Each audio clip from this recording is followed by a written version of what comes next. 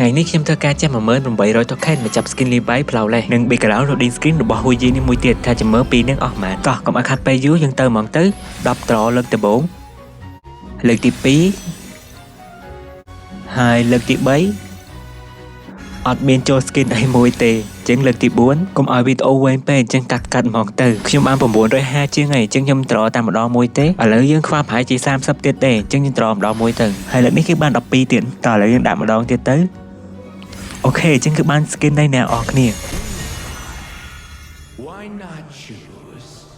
បើខ្ញុំសរុប token ទាំងអស់គឺអស់ប្រហែលជា4400 token នឹងឯងហើយចឹងគឺវគ្គបន្ទាប់យើងទៅចាប់ background loading screen ម្ដងហើយចង់និយាយថា Levi នឹងគឺអត់ចេះលេងទេគឺទិញនឹងដោយសារឃើញ skin នឹងស្អាតពេកចឹងគឺទ្រាំបានទេមិនក៏ទិញយកមកទុកមើលដែរបើអត់លេងតោះឥឡូវចាប់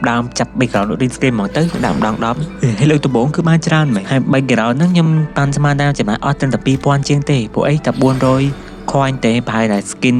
លូបាន skin នៃកូនណាន់ចេញមកលើមុនចឹងតោះហើយឡើងតែនិយាយនេះគឺនឹងចាប់អស់ប្រហែលដងទេចឹងគឺដាក់10ដងទៀតទៅហើយលើកនឹងគឺបាននេះតោះម្ដងទៀត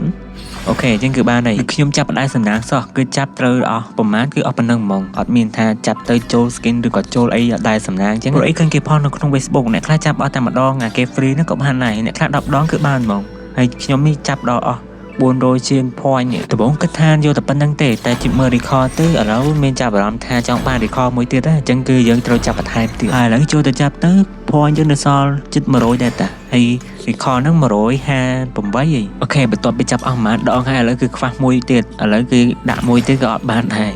អញ្ចឹងគឺដាក់ម្ដងទៀតបានហើយអ្នកនរគ្នាចឹងយើងចូលដូរហ្មងទៅបើតាមខ្ញុំសរុបមើលទាំង background ហើយនិង record ហ្នឹងអស់2600 token